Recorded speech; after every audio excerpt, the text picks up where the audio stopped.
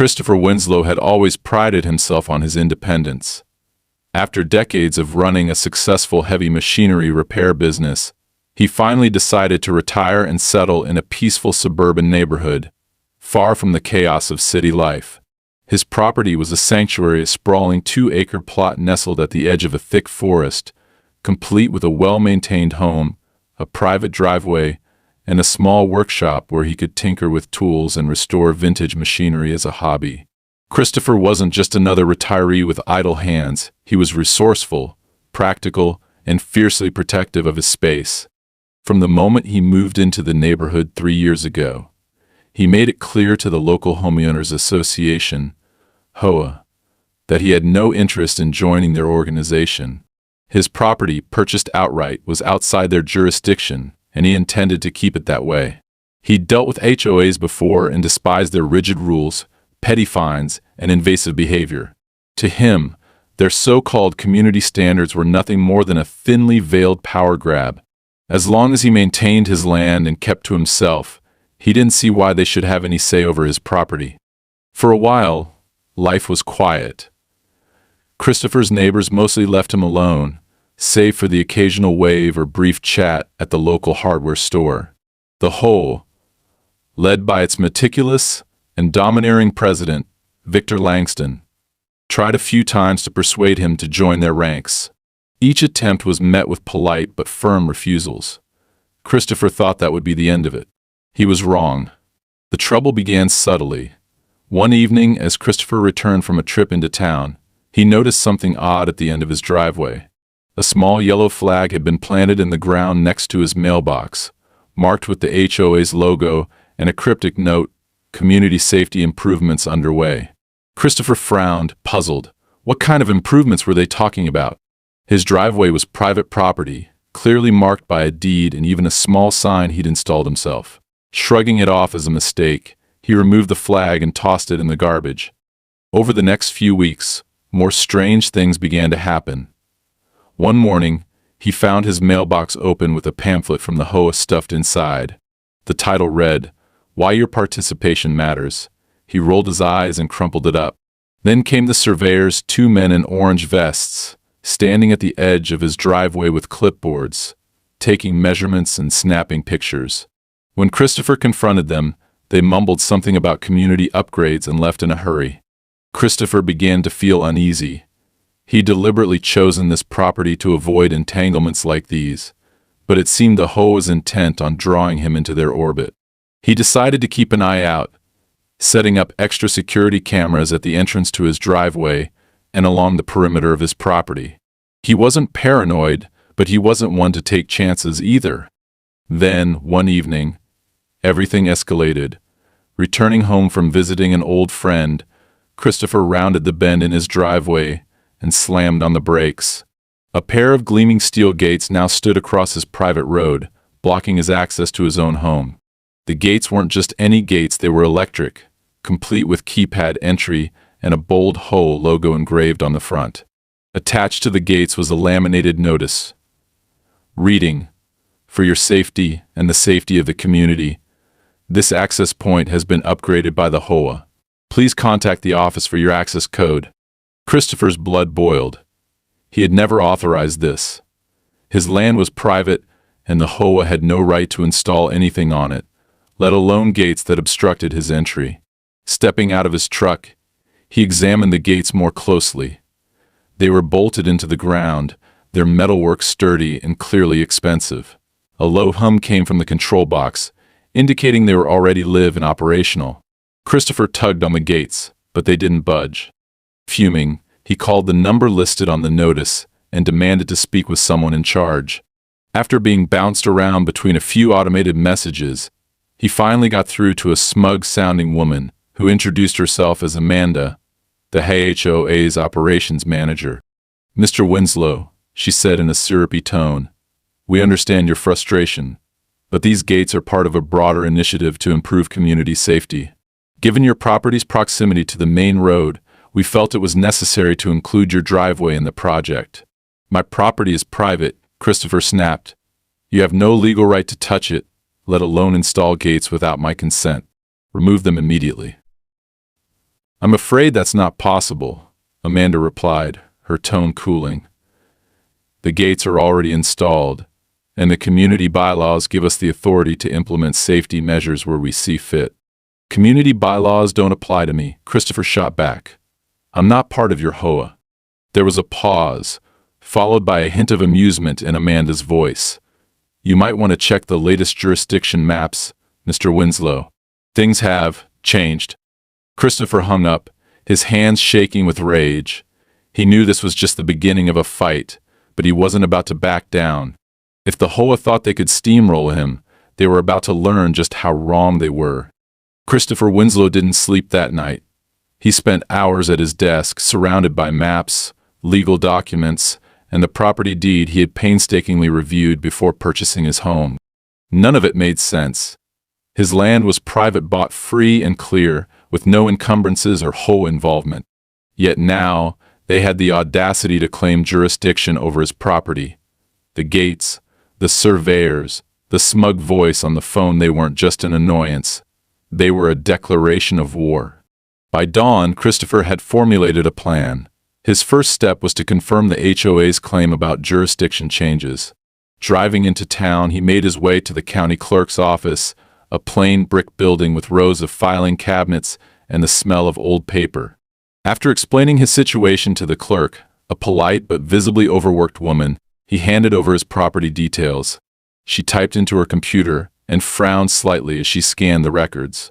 "Well, according to this," she said, tilting her monitor toward him, "your property falls under the HOA's jurisdiction as of 6 months ago. It looks like there was a boundary adjustment approved by the county." Christopher's stomach tightened. "What boundary adjustment? I wasn't notified of anything." The clerk pursed her lips, clicking through more files. The notice would have been sent to affected residents. "It says here that the HOA filed a request citing community safety concerns. The county approved it, which means they now have regulatory oversight of your property's access points." Christopher's hands clenched into fists. "And no one thought to inform me about this." "I can't speak to that," the clerk replied apologetically. "But you can file an appeal if you think there was an error. It'll take some time, though these cases usually do." Time wasn't something Christopher had. He left the office seething, gripping the stack of printed documents the clerk had provided. Back in his truck, he read through them carefully. The language was dense and bureaucratic, but the implications were clear. The HOA had successfully lobbied to extend their authority, and now his driveway was technically within their reach. The adjustment had been buried in a routine zoning update, likely overlooked by anyone not actively scrutinizing the public notices. The audacity of it all made his blood boil. Christopher had intentionally chosen this property to avoid exactly this kind of interference. He didn't care about their so-called community improvements or fabricated safety concerns.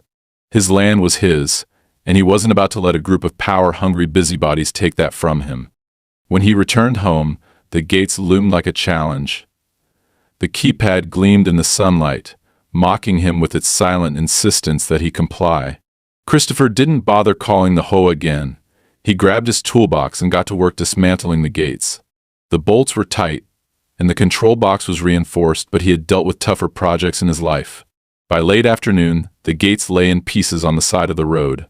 Christopher wasn't naive enough to think the matter was over. Sure enough, the next morning brought a new letter from the HOA.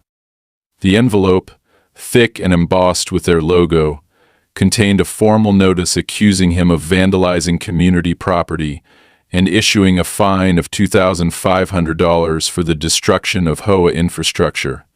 Attached was a glossy brochure explaining the supposed benefits of the gate system, including reduced crime rates and increased property values. He crumpled the letter in his fist and tossed it into the trash. Enough was enough. Christopher decided it was time to pay a visit to the HOA office in person. The HOA headquarters was housed in a sleek, modern building in the center of town, its glass facade reflecting the bright midday sun.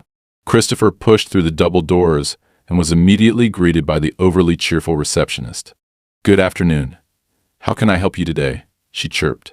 "I'm here to speak with someone about those damn gates they installed on my property," Christopher said, his voice low and firm.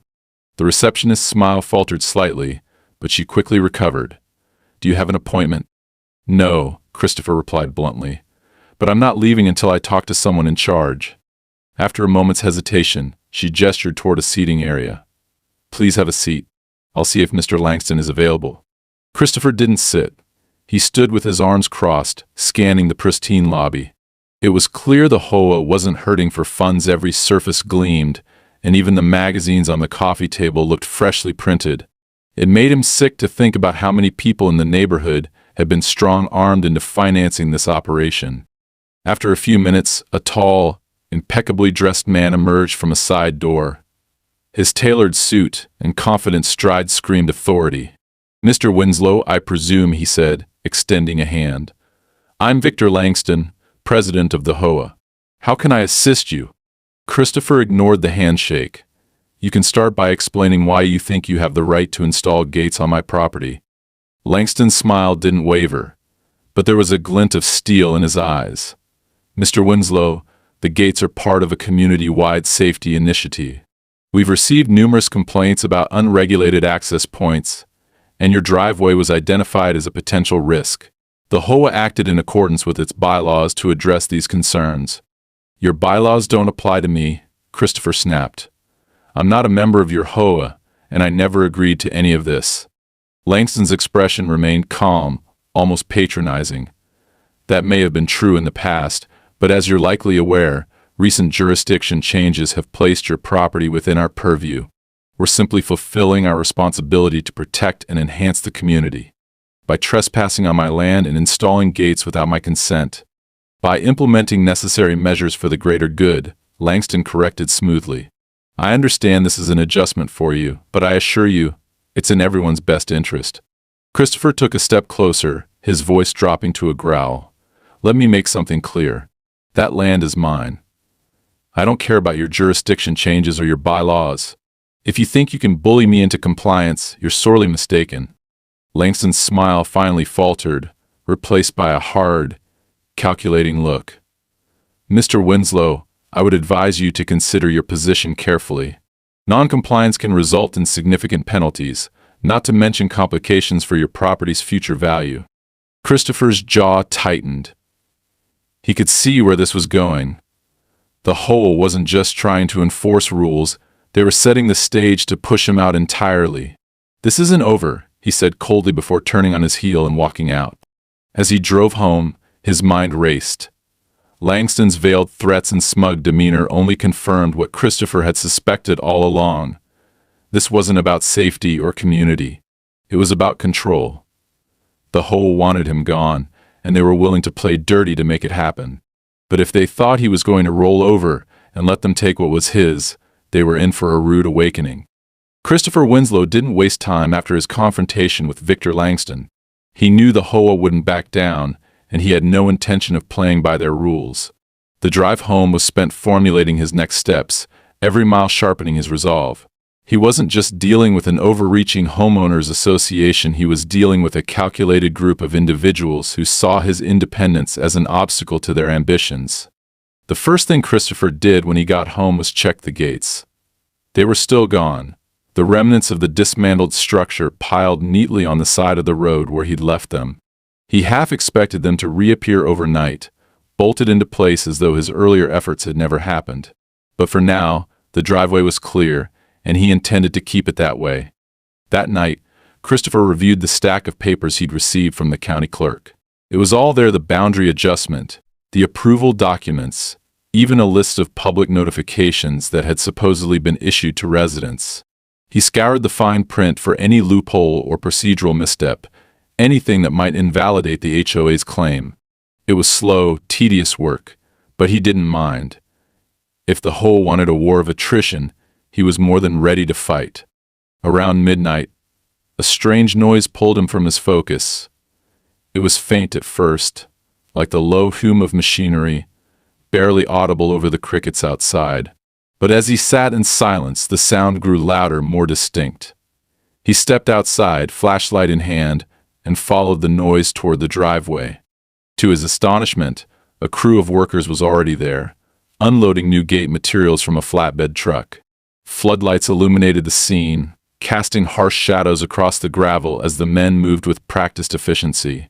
They barely glanced at him, as if his presence was inconsequential. Christopher's temper flared. "What the hell do you think you're doing?" he barked, striding toward the nearest worker. The man, a burly figure in a reflective vest, barely looked up. "Installing the gates," he said flatly. "On my property?" Christopher snapped. "Without my consent." "We're just following orders," the man replied, gesturing vaguely toward the truck. Christopher scanned the scene, his eyes narrowing. "Who gave you those orders? Langston?" "Look, sir," the man said, finally meeting his gaze. "I don't know who approved what. We're just here to do the job." "Then you can pack up and leave," Christopher growled. "This is private property, and you're trespassing." The worker hesitated, glancing toward his crew. It was clear they weren't eager to escalate the situation, but they weren't backing down, either. One of them muttered something under his breath, and the rest exchanged uneasy glances. Christopher wasn't about to stand by and let them finish. Without another word, he stepped to the nearest pile of materials and began shoving pieces back onto the truck. His strength and determination caught the crew off guard, and for a moment they simply stared at him in stunned silence. "You can either help me load this back up," Christopher snapped, "or you can explain to your boss why his shiny new gates are lying in a ditch." The workers didn't argue. Within minutes, they were packing up their equipment and driving off, leaving Christopher alone under the harsh glare of the floodlights. He stood there for a long moment, breathing heavily, before shutting off the lights and retreating to his house. The next day, the retaliation came swiftly. Another letter arrived in the mail, this one marked with bold red lettering, "Notice of Non-Compliance." The document accused Christopher of obstructing community safety efforts and issued a new fine $5,000 this time, citing destruction of HOA property and interference with authorized personnel. Attached was a warning that further violations could result in legal action. Christopher's hands shook as he read the letter. They weren't just trying to intimidate him, they were escalating the stakes, forcing him to either submit or risk financial ruin. But he wasn't about to cave. Instead, he decided to push back harder. That evening, Christopher installed more security cameras around his property, focusing on the driveway and the surrounding perimeter. He adjusted the angles carefully, ensuring there were no blind spots. If the HOA wanted to play dirty, he was going to catch them in the act. It didn't take long for the cameras to pay off. 2 nights later, Christopher was reviewing the footage when he noticed movement at the edge of the screen. 3 figures, dressed in dark clothing, were creeping along the tree line near his driveway. They moved quietly, pausing every few feet to examine the ground. One of them carried a clipboard, jotting notes as they went. Christopher's heart pounded as he watched. These weren't the workers he confronted before. These were professionals, deliberate and methodical.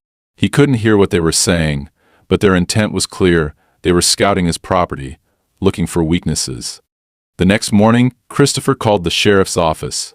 He explained the situation, emphasizing the unauthorized presence on his land. But the response was less than satisfying. "Unless they're actively damaging your property or posing a direct threat," the deputy said, "there's not much we can do. It's a civil matter, not a criminal one." Christopher hung up, his frustration mounting. He was on his own. Determined to stay ahead of the HOA, Christopher began studying the tactics they were using against him. He researched similar cases online, reading about other homeowners who had been targeted by overreaching associations. The stories were disturbingly familiar: arbitrary fines, fabricated safety concerns, and relentless pressure to comply. But Christopher wasn't just reading for sympathy, he was looking for strategies. He took meticulous notes, compiling a list of countermeasures and legal arguments he could use to defend his property. He reached out to a lawyer, a no-nonsense woman named Evelyn Carter, who specialized in property disputes. Her initial reaction was cautious but optimistic. "If they've overstepped their legal authority," she said, "we can challenge them. But be prepared for a long fight. These cases don't resolve quickly." "I'm not looking for quick," Christopher replied. "I'm looking to win." In the meantime, Christopher continued to fortify his property. He reinforced the driveway with steel posts, making it impossible for vehicles to block his access. He installed motion-activated lights along the perimeter, flooding the area with brightness at the first sign of movement. And he kept a close eye on his cameras, always ready for the next intrusion. The HOA didn't take kindly to his defiance. Within a week, a new notice arrived, this one threatening to place a lien on his property if the fines weren't paid. The letter was dripping with legal jargon, designed to intimidate and confuse. But Christopher saw it for what it was, another attempt to break his resolve. If the HOA thought they could wear him down, they were sorely mistaken. Christopher wasn't just fighting for his land, he was fighting for the principle that no one, not even a powerful organization, had the right to take what wasn't theirs. And as far as he was concerned, the fight was only just beginning. Christopher Winslow's patience was wearing thin. The HOA's tactics had shifted from an irritating intrusion to a full-blown campaign of harassment. The constant fines, the shadowy figures creeping around his property, and the legal notices piling up on his kitchen counter all pointed to one undeniable truth. They weren't going to stop until he either submitted or broke under the pressure. But Christopher wasn't the type to break. If anything, the HOA's relentless aggression only fueled his determination to fight back. The first step was clarity. He needed to understand exactly what he was up against. The legal jargon in the HOA's notices was dense and purposefully intimidating, but Christopher had spent his life solving complex mechanical problems, and he approached this with the same methodical mindset. With the help of Evelyn Carter, his no-nonsense lawyer, he combed through the HOA's bylaws, the county zoning adjustments, and his property deed. What they found was illuminating and infuriating. The HOA's jurisdictional claim hinged on a boundary adjustment filed 6 months ago, which had been approved by the county with minimal oversight. The adjustment had conveniently included Christopher's driveway, labeling it as a shared access point for community safety purposes. It was a legal gray area at best, but the HOA was exploiting it to assert control over his property. Evelyn explained that while the HOA's actions were technically legal, they were walking a fine line. "They're banking on you not fighting back," she said during one of their late-night strategy sessions. "They do this to homeowners all the time, push just hard enough to intimidate, but not enough to outright violate the law. If you challenge them, there's a good chance they'll back off, but you need leverage." Leverage. That word stuck in Christopher's mind as he plotted his next move. He wasn't just going to defend himself, he was going to put the HOA on the defensive. And to do that, he needed information, real, actionable evidence that could expose their overreach. One evening, as he reviewed footage from the security cameras, Christopher noticed something that made his blood run cold. The same 3 figures who had scouted his property earlier were back, but this time they were doing more than just taking notes. One of them crouched near the base of his driveway, a small device in hand that emitted a faint blue light. Another stood nearby, scanning the perimeter with what looked like a thermal imaging tool. Christopher rewound the footage, studying their movements. They weren't just inspecting his land, they were mapping it. The realization hit him like a freight train. The HOA wasn't just interested in controlling his driveway, they were gathering data, likely to support a future claim that his property was somehow integral to their operations. The next day, Christopher drove into town and made an unannounced visit to the HOA office. The receptionist, visibly uneasy after their last encounter, quickly called Victor Langston to the lobby. "Mr. Winslow," Langston said, his tone as smooth as ever. "What brings you here today?" Christopher didn't waste time with pleasantries.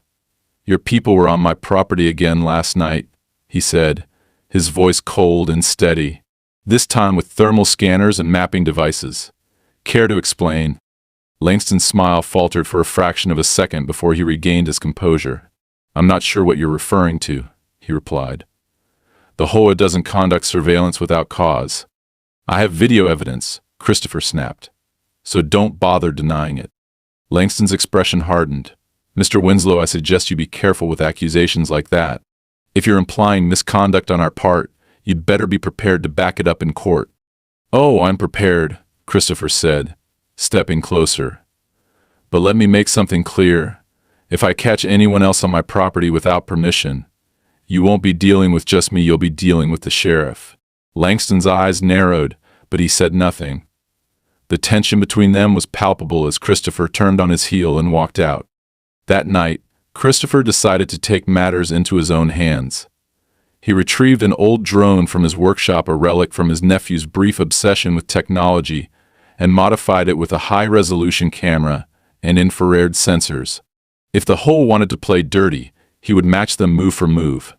Over the next few nights, Christopher used the drone to patrol his property and the surrounding area. What he discovered was both shocking and enlightening. The HOA had installed hidden cameras along the tree line near his driveway, cleverly disguised as wildlife monitoring devices. He also found evidence of freshly dug soil near the base of his property, where small, box-like structures were buried just below the surface. Christopher dug one of them up and examined it under the harsh light of his workshop. It was a sensor of some kind, connected to a battery pack and what appeared to be a wireless transmitter. It didn't take a genius to figure out its purpose. It was monitoring movement on his land and sending data back to the HOA. The discovery enraged him, but it also gave him the leverage he needed. The next morning, he called Evelyn and explained what he'd found. She advised caution but agreed that the evidence could be powerful if used correctly. "This goes beyond harassment," she said. "If they're installing surveillance equipment on your property without permission, that's a clear violation of your rights. We can use this." Christopher decided to escalate the situation on his terms. He removed the buried sensors, carefully documenting each one with photos and timestamps, and then drove straight to the HOA office. This time he didn't bother asking for an appointment. He walked into the lobby and dropped the sensors on the receptionist's desk with a resounding thud.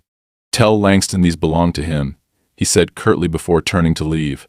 The stunt had the desired effect.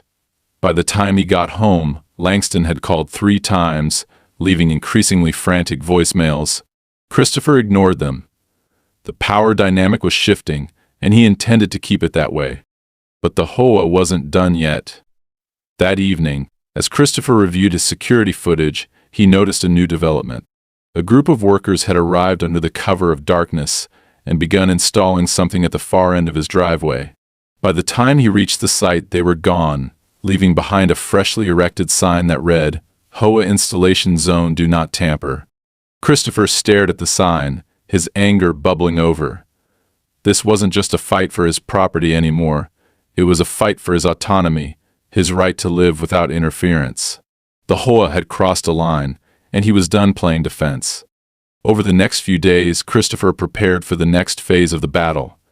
He reinforced his perimeter, installed additional cameras, and even began constructing makeshift barricades at key access points.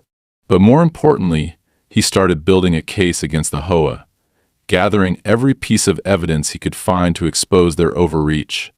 As the conflict escalated, Christopher realized he wasn't just fighting for his land, he was fighting for something much bigger. The HOA's actions were a symptom of a larger problem, a system that allowed unchecked power to trample individual rights. And if they thought he would back down, they had underestimated him completely. The war for his property was far from over, but Christopher was ready. With every step they took, he would be 2 steps ahead, turning their own tactics against them. The HOA had awakened a formidable opponent, and Christopher intended to make them regret it. Christopher Winslow was done waiting for the HOA to make their next move. He knew by now that their strategy was to exhaust him financially, mentally, and emotionally until he either gave up or lost control. But they had underestimated the depth of his resolve. He wasn't just defending his property anymore. This had become a deeply personal battle. Every fine, every shadowy figure skulking around his land, every hollow threat had only solidified his determination to turn the tables. The morning after the sign labeled HOA Installation Zone had appeared at the end of his driveway, Christopher decided he was done reacting. It was time to act. He started by documenting the sign and its placement with photos and videos. Then he used his drone to get a bird's-eye view of the surrounding area, hoping to catch a glimpse of where the HOA's next move might be. What he found made his blood boil.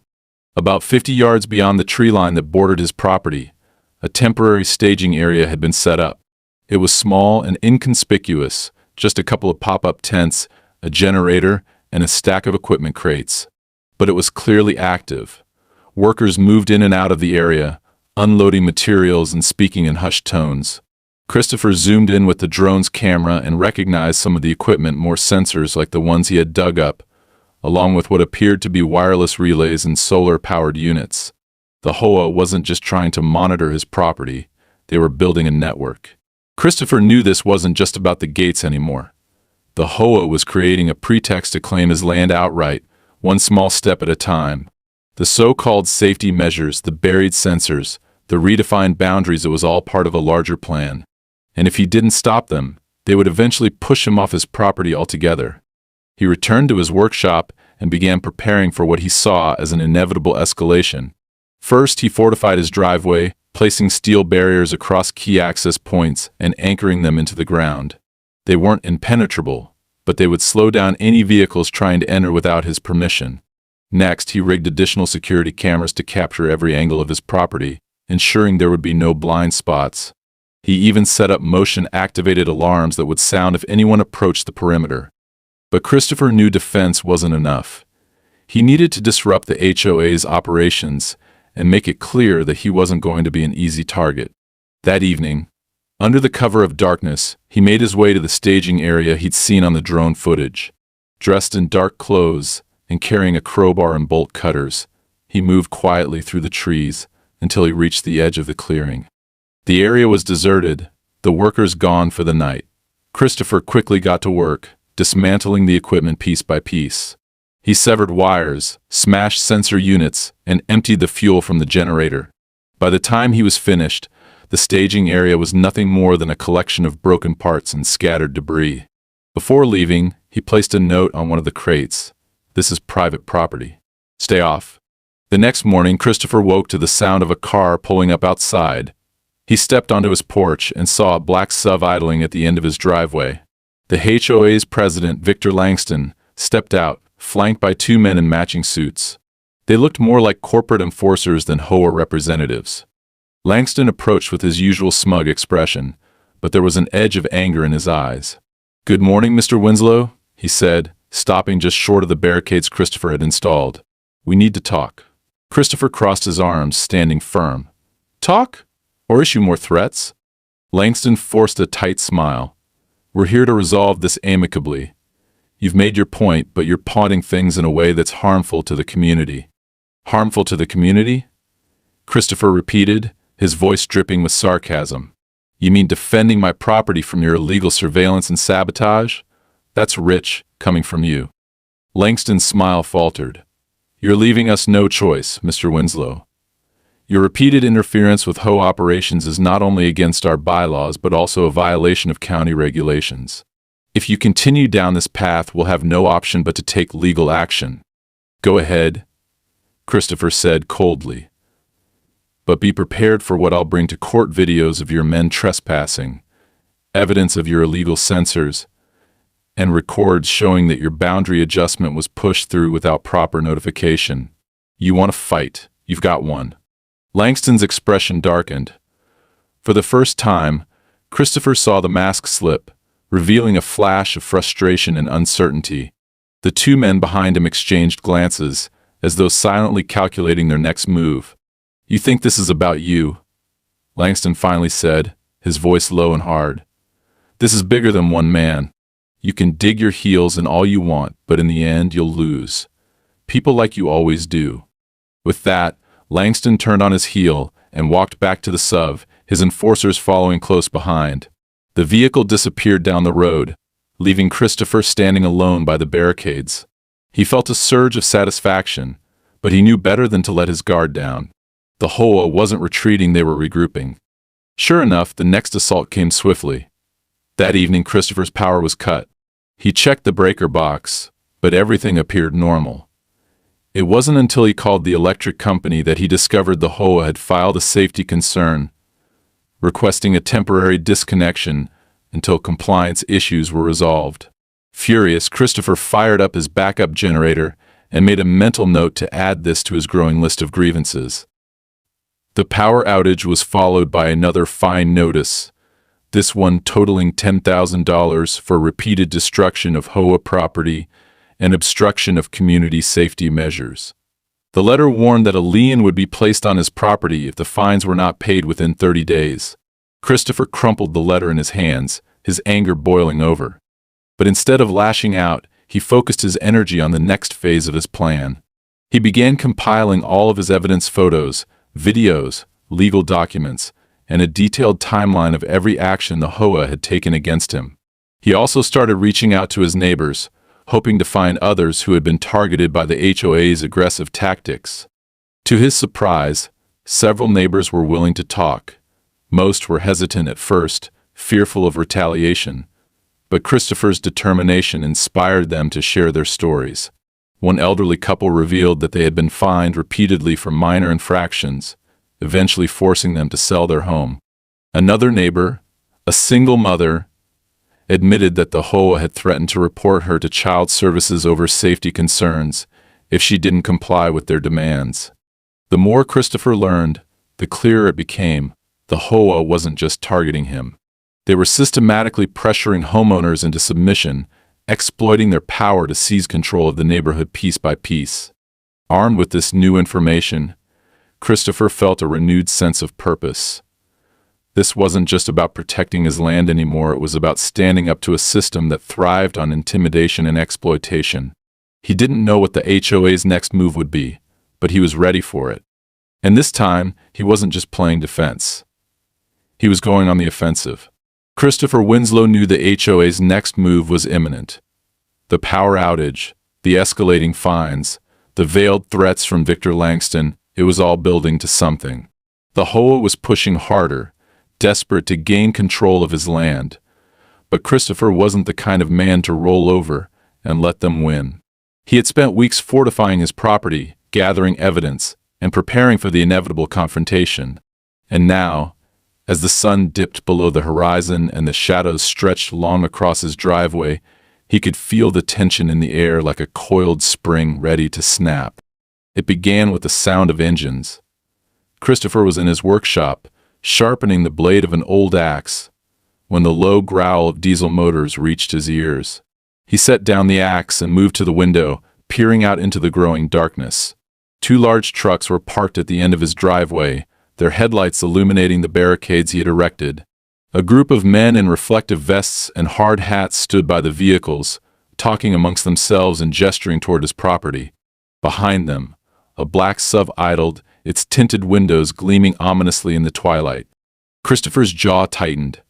They were here to make their move, and they weren't being subtle about it. He grabbed his jacket and stepped out onto his porch, the cold evening air biting at his skin. As he approached the barricades, one of the men, tall, broad-shouldered, and wearing a badge that identified him as HOA enforcement, stepped forward. "Mr. Winslow," the man called out, his voice carrying over the hum of the engines.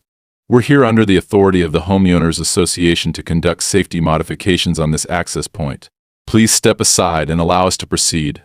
Christopher folded his arms, planting his feet firmly on the gravel. "You're not touching a damn thing," he said. "This is private property, and you have no right to be here." The man's expression didn't waver.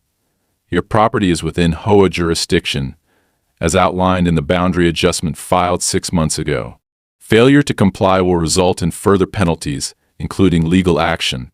Christopher took a step closer, his voice low and dangerous. "I've seen your boundary adjustment. I've also seen the illegal sensors you buried on my land and the surveillance cameras you installed without permission. If anyone's breaking the law here, it's you." The man hesitated, glancing back at the SUV. The driver's door opened, and Victor Langston stepped out, his polished shoes crunching against the gravel. He adjusted his tie as he approached, his face a mask of calm authority. "Mr. Winslow," Langston said, his tone measured and patronizing, "let's not make this any more difficult than it needs to be. We're here to ensure the safety and integrity of the community. Surely you can understand that." Christopher smirked, shaking his head. "Cut the bullshit, Langston. This isn't about safety. It's about control. You want my land and you're willing to bend the law to get it. Well, guess what? You're not getting it." Langston's expression hardened.